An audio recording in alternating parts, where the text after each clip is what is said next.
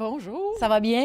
Ça va super bien. Là, on vous pogne un peu sur le fly, là. Oui, j'arrive de la France, je m'en vais faire le lancement de mon livre disque à Trois-Rivières, puis je reviens ici à Donnacona demain soir pour raconter le vœu. Oui. C'est comme un premier spectacle parce que, ben non, ça fait quand même un petit bout de temps que je compte des contes, mais dans une notion plus de répertoire.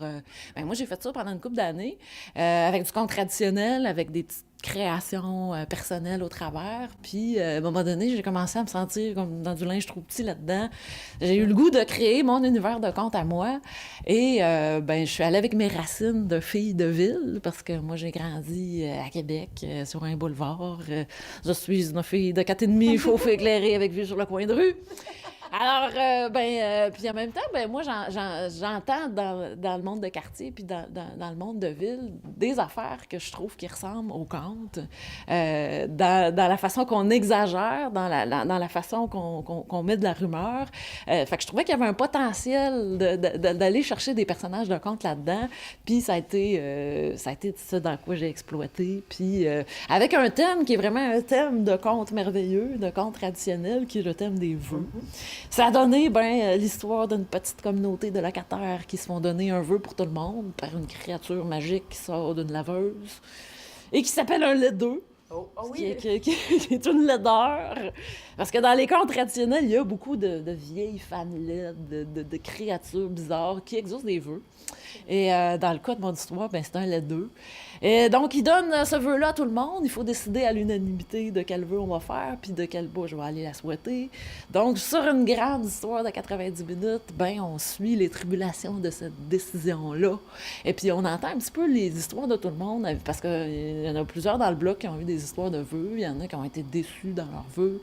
Puis, ça se raconte. Puis il y a quelque chose de très humain dans ce thème du vœu-là, qui est le désir. Ouais.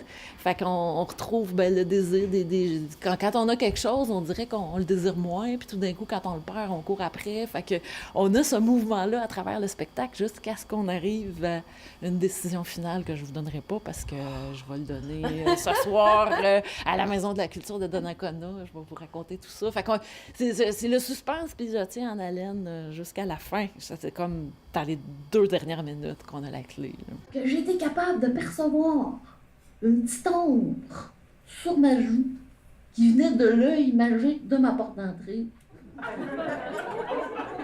Je me suis sentie regardée par ma porte. Puis là, j'allume. Ça c'est à Bonhomme Quentin. Bonhomme Quentin, c'est un propriétaire qu'on a eu. Lui, il avait posé nos œils magiques à l'envers. Est-ce que depuis le début de ton spectacle, tu as modifié des choses? Est-ce qu'il est resté intégral?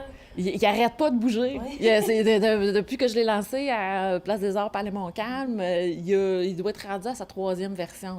Là j'en ai... Puis à la Maison de la culture de Donnacona, ils vont en avoir une vraiment neuve, parce que je l'ai montée à l'envers pour le public français. Je trouvais que c'était plus facile pour eux autres de comprendre en commençant par un autre conte. Puis là, je vais l'essayer pour la première fois au Québec, cette version-là. Fait que, oui, ici. Fait que c'est trippant parce que ça me garde vivante, ça me garde allumée. Puis quand je vais dans des nouveaux chemins, il se passe des nouvelles choses au niveau du public. Fait que ça continue à être nourrissant. Je suis pas une fille qui improvise tellement devant le public, mais entre 2 spectacles, je me fais plein de je me dis, je pourrais essayer ça.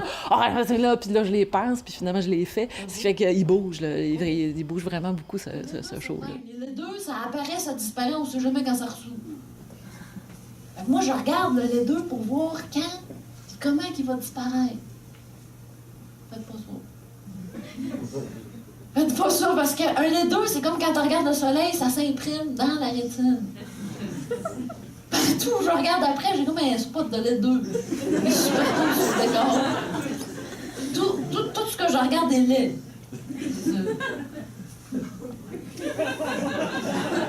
Dans tes textes, dans tes écrits, dans ton spectacle, la communauté est importante pour toi. J'imagine que ça t'a beaucoup inspiré. Puis tu disais vivre dans un 4,5. Peux-tu me parler un peu de ton expérience de jeunesse qui t'a inspiré?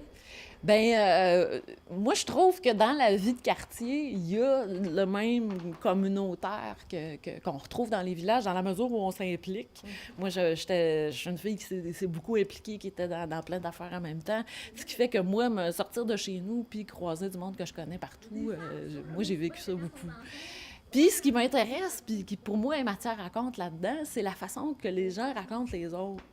Dans le spectacle-là, il n'y a personne qui existe pour vrai. Tu sais, je mets pas en scène des vrais personnages, mais c'est le personnage déformé par la façon qu'on le raconte, puis ce que moi j'appelle le voisin imaginaire. Parce que quand on a des voisins, on sait pas tout de ses voisins. Plus on sait de quoi, puis moins on est dans l'imaginaire, bien on les entend. On les voit sortir, on se fait des hypothèses, puis tout à coup, ça se transforme, puis ça prend la dimension du conte. Et moi, je fais mon collectage comme ça, je laisse les gens parler, puis tout d'un coup, je prends en note des choses qui sont dites, qui sont pleines d'émotions, qui sont pleines de démesure, puis que les gens ne se rendent pas compte qui sont en train de me donner ça. Fait que les personnages du spectacle Le Vœu, ils sont des fusions de personnages que j'ai connus avec de façon dont les gens m'ont raconté leur propriétaire, leur voisin d'en bas, la petite madame, là. Je pense que tout le monde a eu ça. Ah oui, fait que c'est riche. Puis là, c'est mon premier, mais là, à partir de 2018, je continue à exploiter cet univers-là dans une deuxième création. Ça se mijote, là. J'ai pas encore tout à fait choisi mon thème, mais presque. Fait que c'est un début. C'est un début d'une belle suite de spectacles.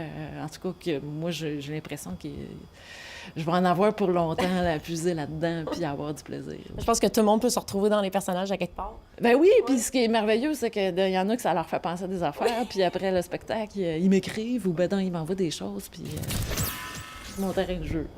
Ben merci beaucoup. Ça fait grand plaisir.